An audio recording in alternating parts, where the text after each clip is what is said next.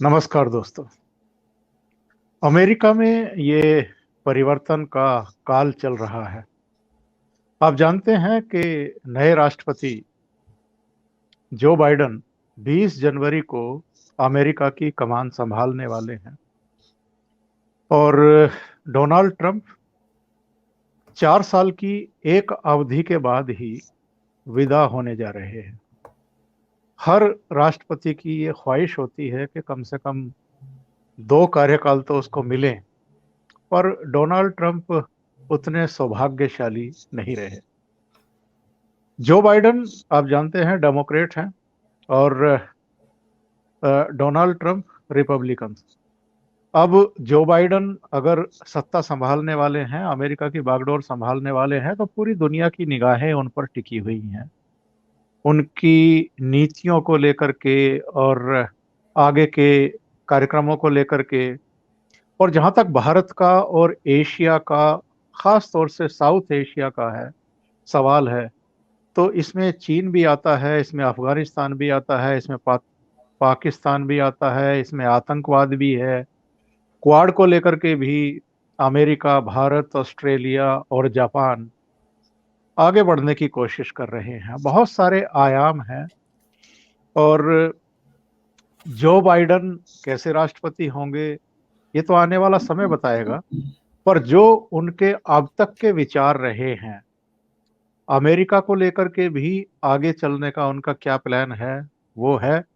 लेकिन जहां तक भारत का सवाल है, चीन का सवाल है, पाकिस्तान का सवाल है, आतंकवाद का सवाल है, और जो इस पूरे एशिया पैसिफिक रीजन की चुनौतियां हैं, उन पर वो किस तरह से सोचते हैं और किस तरह की संभावनाएं हैं। राष्ट्रपति डोनाल्ड ट्रंप का कार्यकाल कैसा रहा है और जो बाइडन से किस तरह की उम्मीदें हैं, इन पर चर्चा के लिए चलिए शिकागो चलते हैं।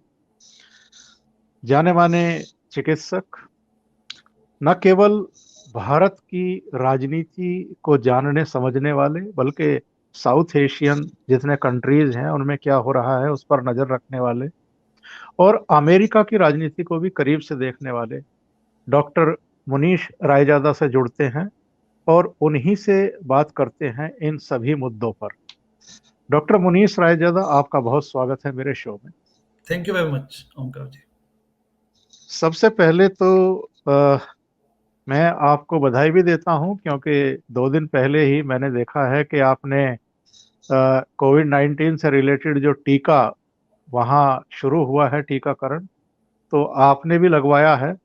और मीडिया में ही मैंने देखा है कि इलेक्टेड प्रेसिडेंट जो बाइडन साहब ने भी लगवाया है। जी। तो सबसे पहला सवाल तो मैं यही पूछना चाहूंगा कि अमेरिका में ये अभियान अगर शुरू हुआ है तो प्रायोरिटी किनको दी जा रही है और कब तक ये सबके लिए उपलब्ध होगा वहां पर? जी ओमकार जी, फाइजर का जो वैक्सीन है वो आज से लगभग 2 हफ्ते पहले एफडीए के माध्यम से अप्रूव हुआ था। लॉन्ग टर्म परमानेंट अप्रूवल नहीं है, लेकिन इमरजेंसी अप्रूवल मिला। और पिछले हफ्ते मोडर्ना का जो वैक्सीन है वो भी मार्केट में अब आ चुका है एफडीए अप्रूवल के बाद। इस वक्त वैक्सीन हेल्थ केयर प्रोफेशनल्स को, डॉक्टर्स, नर्सेज और बाकी जो हेल्थ केयर वर्कर्स हैं, हॉस्पिटल में काम करने वाले, नर्सिंग होम्स में काम करने वाले, ऐसे लोगों को इस वक्त दिया जा रहा है। Centre for disease control CDC ने बोला है कि अब जो नर्सिंग होम्स हैं जहां पे एलडब्ल्यू लोग रहते हैं, यहाँ पे नर्सिंग होम का मतलब ये कि ऐसे होम्स जहां पे वृद्धावस्था में लोग रहते हैं, जी। ऐसे लोगों को भी दिया जाना चाहिए। तो उनको भी अब लगने लग गया है या लगने लग जाएगा आगामी दिनों में। एंड उसके बाद फिर जो सीनियर सिटीजन्स हैं या 60 साल की ऊपर की उम्र है, उनको प्रायोरिटी दी जाएगी। और जो जनरल पब्लिक है 16 साल से लगभग 50-60 साल की उम्र के जो लेस लो रिस्क पॉपुलेशन है उनको, यानी कि जनरल पब्लिक को, तो आई थिंक जनरल पब्लिक को अगले 3 महीने में, क्योंकि अब 2 वैक्सीन आ गए मार्केट में, तो इसलिए, नहीं तो अदरवाइज तो ये सोचा जाता था कि मई जून तक जाके उनके लिए अवेलेबल हो पाएगा। बट अभी आज भी फाइजर ने अनाउंस किया है कि 100 मिलियन वैक्सीन की डोजेज वो दे पाएंगे यूएस से। मतलब जी। यूएस मार्केट में आने वाले साल में। तो आई थिंक अगले 2-3 महीने में जनरल पब्लिक के लिए वैक्सीन आ जाना चाहिए। और मुनीष जी, इस समय अमेरिका में कैसा माहौल है? क्योंकि बदलाव का दौर है। ट्रंप साहब की उल्टी गिनती शुरू हो चुकी है, और बाइडन साहब के स्वागत के लिए माहौल चाहे कोरोना काल का ही है, लेकिन उनके स्वागत के लिए जाहिर है तैयारियां शुरू हो गई होंगी अमेरिका में। जी, इंसिडेंटली मैं आज शिकागो में नहीं हूँ, मैं एलाबामा में हूँ। एक ओके। छोटा टाउन है ओपेलाइका, ओपेलाइका एंड ऑबर्न, ऑबर्न यूनिवर्सिटी भी है जहाँ पे काफी इंडियन स्टूडेंट्स भी देखने को मिलते हैं। जी। एक मेरा पेशेंट है जिनका बच्चा यहाँ पे हुआ, तो वो बांग्लादेशी है, तो वही मुझे बता रहे थे कि कम से कम 250 बांग्लादेशी फैमिलीज भी इस टाउन में हैं, और 500 से ज्यादा इंडियन स्टूडेंट्स या इंडियन फैमिलीज, ऐसा कुछ बता रहे थे। जी। अभी जी। छुट्टियां तो मुझे तो देखने को नहीं मिला उन्हें, लेकिन आज मैं यहीं पे किसी लोकल से बात कर रहा था, तो ये अलाबामा साउथ साइड पे आता है, यानी कि इसको बाइबल बेल्ट बोल सकते हैं। जी। जॉर्जिया, अलाबामा, ये सब जितने भी स्टेट्स हैं, ये लोग नेचुरली रिपब्लिकन है। रेड बेल्ट इसको बोलते हैं, बाइबल बेल्ट बोलते हैं। तो वो व्यक्ति रिटायर्ड टीचर हैं और होटल में ही वो इस वक्त फ्रंट डेस्क संभाल रहे हैं। तो उन्होंने मुझे बताया कि इनफैक्ट पिछले साल मैं ये मानता था, उनका कहना है कि पिछले साल 70% में मानता था कि ट्रंप जीत जाएंगे, लेकिन जी। पिछले 6 महीने में जिस ढंग से ट्रंप ने खुद अपने आप को डिस्क्रेडिट किया ब्लैक लाइव्स मैटर में, जिसमें कि वामपंथी जमावड़ा बहुत यूनिफाई हो गया और उन्होंने एक माहौल पैदा किया, लेकिन उसके बाद पिछले 2-3 महीने में जब से ये चुनाव हारे हैं, अपने आप को मानना ना, सुप्रीम कोर्ट ने भी कह दिया कि नहीं, ऐसा कुछ इलेक्शन फ्रॉड या वोटर फ्रॉड वाली बात नहीं है, जी। तो भी उसके बाद नया मानना। और इवन सीएनएन ने तो ये भी बोला है अभी 2-3 दिन पहले, सीएनएन ने, कि शायद ये मार्शल मार्शल लॉ लागू करके कुछ मतलब अपनी अपनी पोजीशन या अपनी प्रेसिडेंसी बचाना चाहते हैं। जी। यूएस जी। जो एक हमेशा यूएसए कहता है कि हम लोग हैं जिसको वर्ल्ड को इमुलेट करना चाहिए डेमोक्रेसी के जी। मामले में, हम एक रोल मॉडल है, अपने आप को खूब बोलते हैं यूएसए वाले। तो उस देश के प्रेसिडेंट को इस ढंग का कंडक्ट करना, कि इस ढंग की बात भी उठना कि मार्शल लॉ वाली कोई सिचुएशन ट्रंप सोच रहे हैं, कितनी मतलब एक दुख की बात है डेमोक्रेसी के हिसाब से। हाँ, किसी डेमोक्रेटिक कंट्री में, सिस्टम में ये ठीक नहीं है किसी भी दृष्टि से। हाँ। और इसलिए केवल इससे केवल डोनाल्ड ट्रंप की छवि खराब नहीं हो रही है, जिस पार्टी को वो रिप्रेजेंट कर रहे हैं उसकी छवि भी खराब हो रही है। बिल्कुल। तो ये सोचना चाहिए ओवरऑल के किस तरह की डेमोक्रेसी रही है अमेरिका, जी। और उसमें एक स्वस्थ लोकतंत्र कायम रहे, ये सबकी जिम्मेदारी बनती है। तो मैं इससे जुड़ा हुआ सवाल कर लेता हूं मुनीष जी, कि राष्ट्रपति के तौर पर डोनाल्ड ट्रंप को किस तरह याद किया जाएगा? देखिए, डोनाल्ड ट्रंप के कुछ उनके उसमें जाता है, जैसे उन्होंने क्या किया कि चाइना को बड़ी तगड़ी टक्कर दी उन्होंने, जी।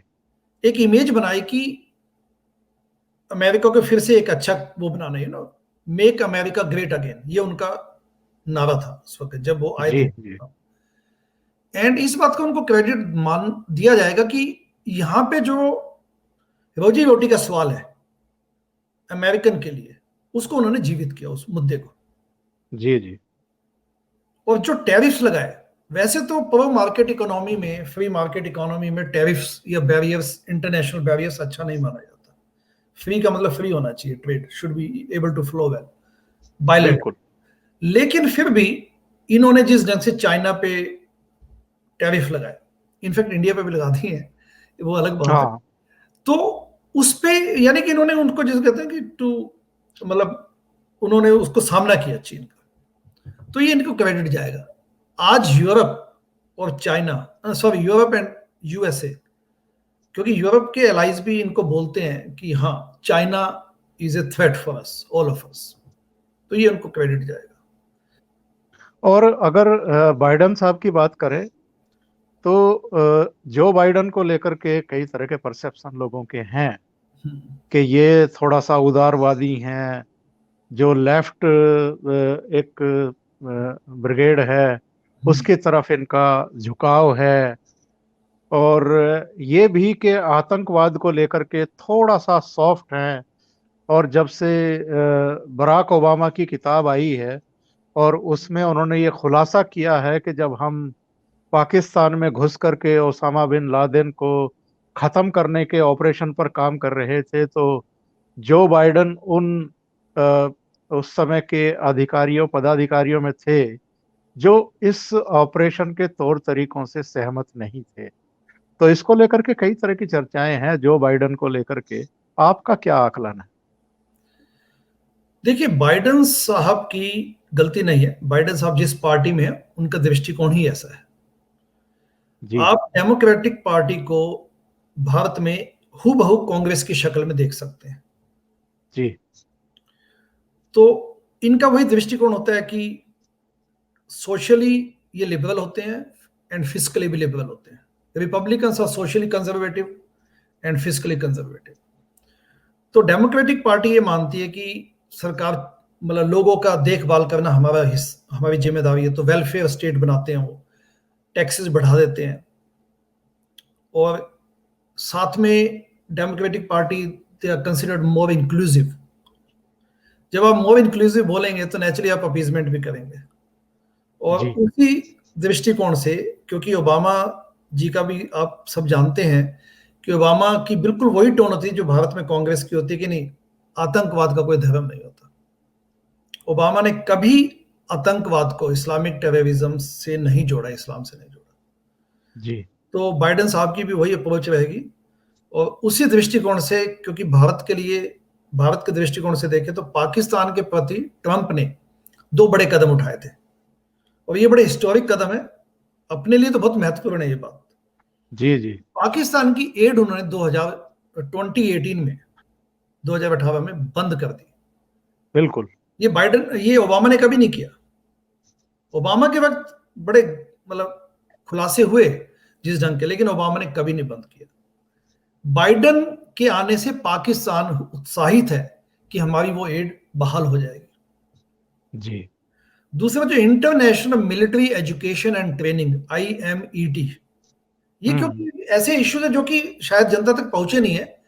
IMET international military education training, जिसमें इंटरनेशनल लेवल पे देश कोऑपरेट करते हैं मिलिट्री एजुकेशन एंड ट्रेनिंग के लिए, पाकिस्तान को वहां से हटा दिया गया। जी। ट्रंप ने किया जून 2019 में। तो पाकिस्तान को बिलियन ऑफ डॉलर्स की एड रोक दी गई 2 साल पहले, और IMET से पिछले साल हटा दिया गया। तो आप समझ सकते हैं कि बाइडन तो उस ढंग की आगे अब बहाल कब करेंगे देखने वाली बात है, बट पाकिस्तान को खुशी है कि ट्रंप चले गए।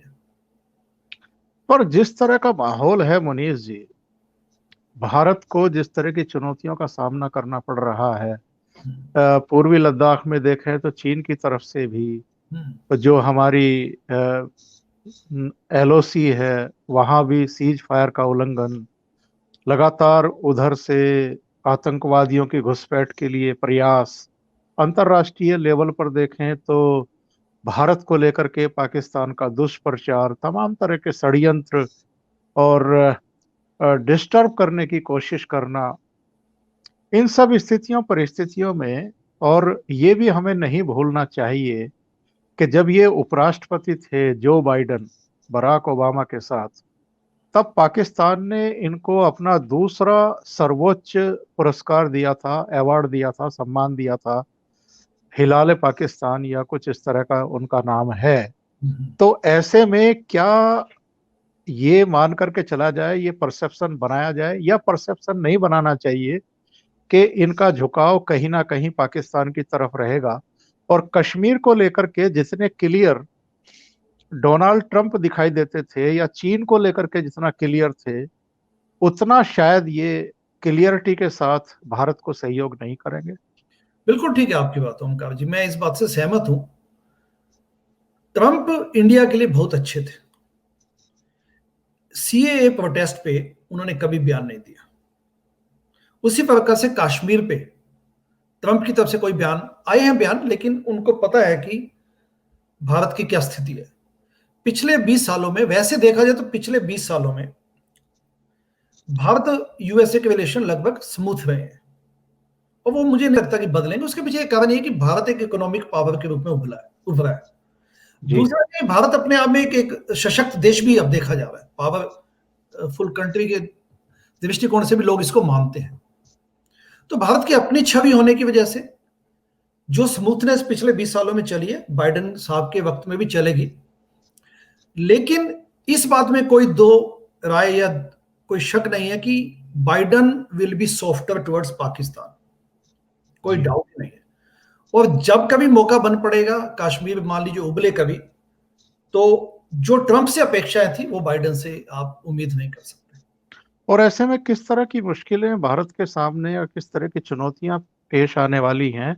जैसा जिक्र आपने अभी किया है कि पिछले करीब करीब 20 साल में, बल्कि मैं इसको 2005 से लेकर के 2020 के बीच मानता हूं। 2005 में जब जॉर्ज बुश राष्ट्रपति के तौर पर भारत आए थे जी और एक असैन्य परमाणु समझौता दोनों के बीच में हुआ था, हालांकि उसमें तमाम तरह के अड़ंगे लगते रहे और वो कभी सिरे नहीं चढ़ पाया है। उस पर चर्चाएं चलती रहती हैं तमाम तरह की, लेकिन किंतु परंतु के बीच। लेकिन चाहे डेमोक्रेट हो चाहे रिपब्लिकन हो, दोनों ने ही, जो चूंकि भारत एक बहुत बड़ा बाजार भी है और भारत एक बहुत बड़ा खरीदार भी है, जो अमेरिका से भी अपने स्ट्रेटेजिक जितने भी उसके साजो सामान हैं उनकी खरीद करता है, इजराइल से भी करता है, रूस से भी करता है, कुछ दूसरे फ्रांस से भी अब इधर राफेल वगैरह लिए हैं। तो एक बहुत बड़ा ग्राहक भी है अमेरिका के लिए, जो अमेरिका को पैसे देता है खरीदारी के लिए।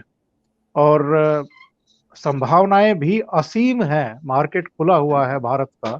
ट्रेड के लिए भी भारत और अमेरिका के बीच में चर्चाएं चल ही रही हैं।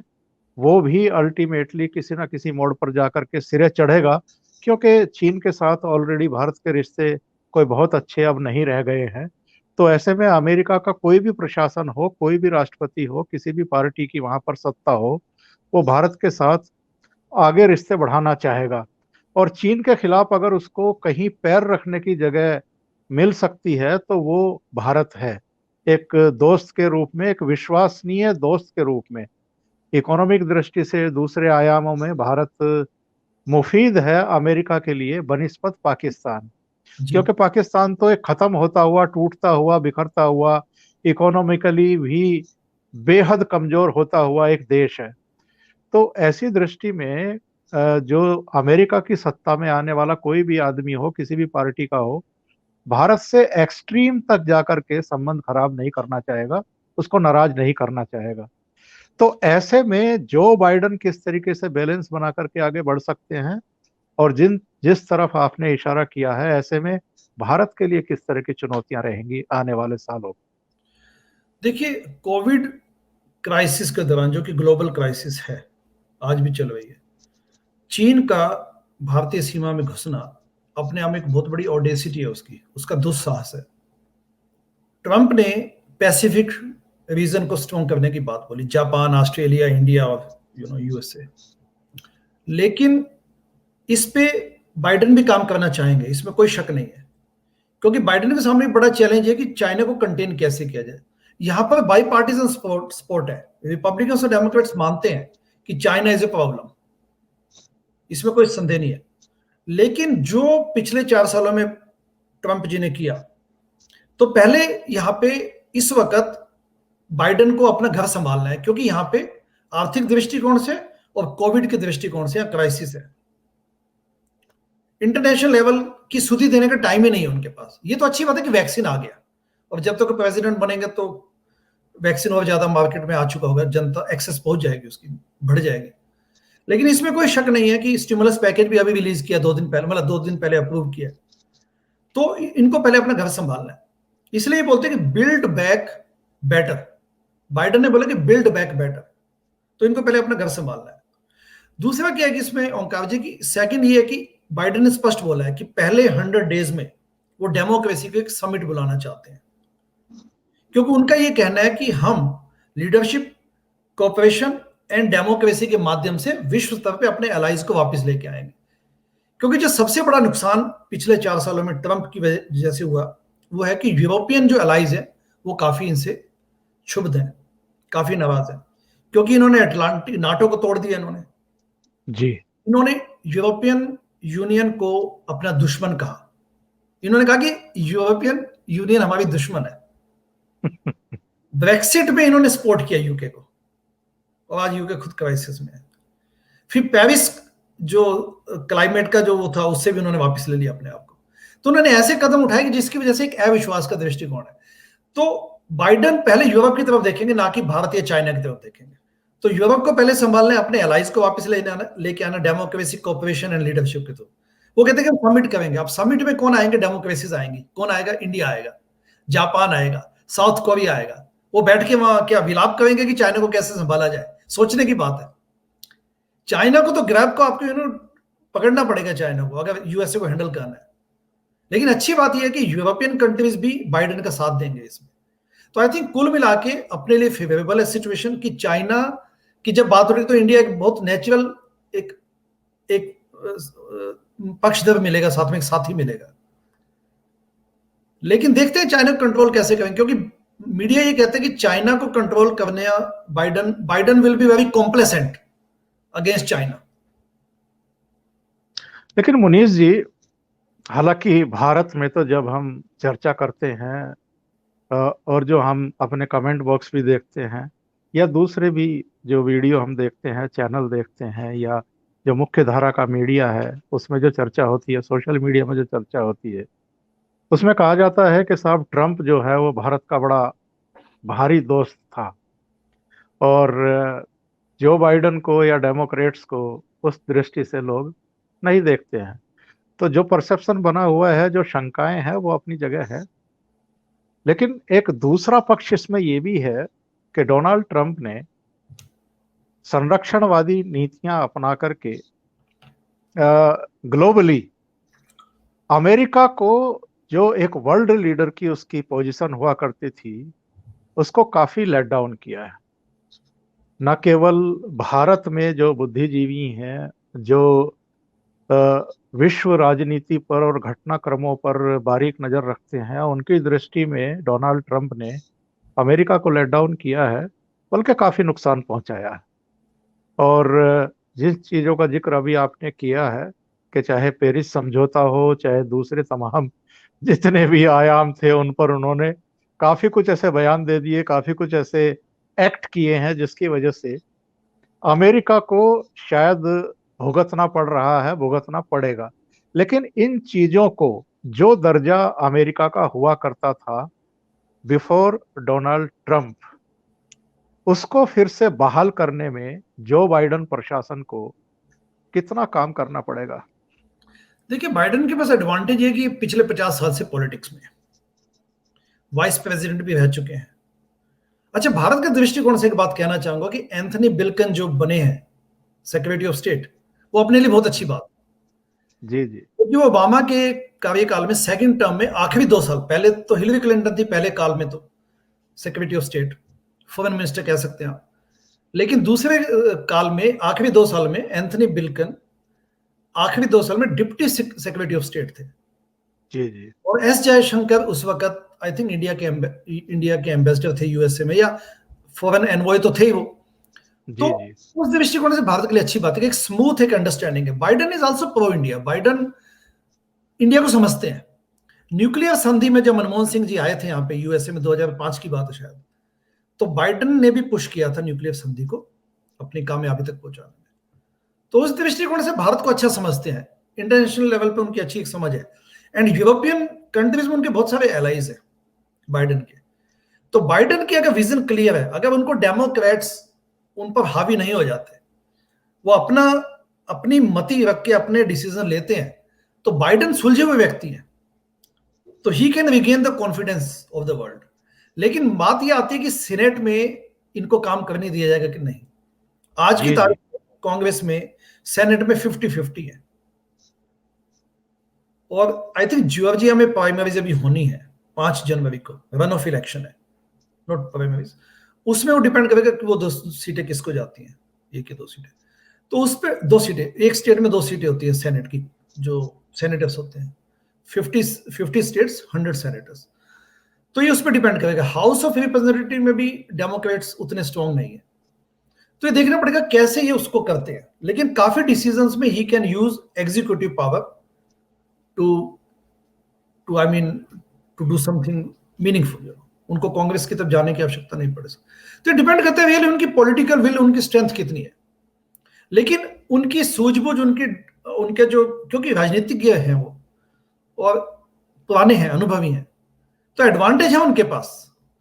लेकिन वो कैसे प्ले आउट करते हैं अगले 4 साल में, कांग्रेस उनको कितना काम करने देती है, नहीं करती, या वो जो कितना उनको मॉडिफाई कर पाते हैं, उनके साथ मिलकर काम कर पाते हैं। क्योंकि आज की तारीख में आप ये देखेंगे ओंकार जी कि पहले यहां बाई पार्टीजनशिप बहुत कॉमन होती थी। जी जी। लेकिन पिछले एटलीस्ट 10 सालों में पॉलिटिक्स बड़ी विशाली हो चुके हैं यहाँ। जैसे इंडिया में बहुत बस अपोजिशन का काम है अपोज करना। आप देख रहे हैं इस वक्त किसानों के आंदोलन में जो पार्टियां पहले सपोर्ट करती थी वो आज अपोज कर रही है। बिल्कुल। तो बस उनको अपोज करना है, तो यहां भी वही हालत बन चुकी है। आमतौर पर 6 जनवरी को चुने हुए राष्ट्रपति का ऐलान होता है अमेरिका में। जी। तो 6 जनवरी भी अब दूर नहीं है। जिस तरफ आपने इशारा किया था,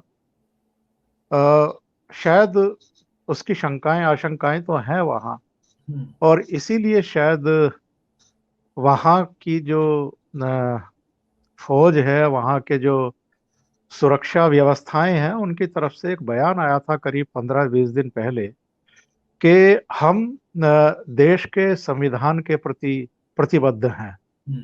यानी किसी व्यक्ति के लिए वो काम नहीं करते हैं, देश के संविधान के लिए काम करते हैं, उसके गौरव के लिए काम करते हैं। तो अगर 6 तारीख को जो बाइडन के राष्ट्रपति निर्वाचित होने की अधिकृत घोषणा के बाद भी डोनाल्ड ट्रंप का रवैया वैसा ही रहता है पिछले 1.5 महीने में जैसा उनका रहा है, तो ऐसे में क्या स्मूथ कहना चाहिए कि सत्ता का ट्रांसफर हो जाएगा, या कुछ शंकाएं हैं वहां लोगों के दिमाग में, मन में? आई थिंक 6 जनवरी का आपने बड़ा अच्छा पॉइंट रेज किया है। उस दिन अगर इनकी बातों में, ट्रंप की बातों में कुछ आके कुछ इनके सेनेटर्स ने सदन में प्रस्ताव रख दिया कि भाई डिस्कशन हो इस पे, जो कि मुझे लगता नहीं कि होगा, क्योंकि सबको समझ आ चुका है कि अभी इनका बोरी बिस्तर बंध चुका है। तो एक तो वो है, एक माइलस्टोन वो है जिसपे कुछ, जिसकी तरफ देखना चाहिए। उसके बाद मुझे नहीं लगता एट द मोस्ट ये खफा होके प्रेसिडेंट जो इनॉग्रेशन होगा नए प्रेसिडेंट का, उसमें नहीं जाएंगे। ऐसे पहले भी 3-4 बार हो चुका है, 3-4 प्रेसिडेंट्स जिस दिन नए प्रेसिडेंट ने शपथ लेनी थी उस दिन या तो वो उठ के कहीं चले गए, या खफा होके अपना, जो कहते हैं कि जैसे नाराज हो गए अपने घर में बैठे रहे। तो ऐसा कुछ हो सकता है, इससे ज्यादा कुछ नहीं होने वाला। यानी व्हाइट हाउस से तो इनकी विदाई अब तय ही हो गई है, और नए राष्ट्रपति का स्वागत करने के लिए शायद व्हाइट हाउस अब तैयारी कर रहा होगा। बिल्कुल, क्योंकि आपने जो सबसे पहले आपने बात शुरू की कि माहौल कैसा है। अब इस वक्त जो पिछले 6 हफ्तों में जो कंडक्ट किया जिस ढंग से ट्रंप जी ने, तो नेचुरली अब जो उनके समर्थक है वो भी मतलब पसंद नहीं कर रहे इस चीज को, कि आप बयान पे बयान, नेचुरल। हाँ बयान पे बयान दिए जाना, ट्विटर पे बैठ के दंदनाते जाना, ठीक है ना। तो इंस्टीट्यूशनल में हर चीज को आप संविधान, इंस्टीट्यूशंस, किसी की गरिमा का तो रखिए ना। तो इसलिए होने वाला कुछ नहीं ऐसा जो जिसकी आशंकाएं हैं, क्योंकि लोग भी इस बात से अब अपसेट हो चुके हैं, मतलब फेडअप हो चुके हैं इस बात से। डॉक्टर मुनीस रायजादा जी, वहाँ इस समय आधी रात होने वाली है, और ऐसे समय आप जुड़े, और जो अमेरिका में माहौल है और जो बदलाव होने जा रहा है, नए राष्ट्रपति अमेरिका की बागडोर संभालने वाले हैं, वो अमेरिका के लिए कैसे होंगे, यूरोप के लिए कैसे होंगे, हमारे एशियाई पैसिफिक रीजन के लिए कैसे होंगे, खासतौर से भारत के लिए उनकी नीतियां किस तरह की होंगी, इस पर आपने विस्तार से प्रकाश डाला है। आपका बहुत बहुत धन्यवाद, बहुत आभार आपका। थैंक यू ओंकार जी। नमस्कार।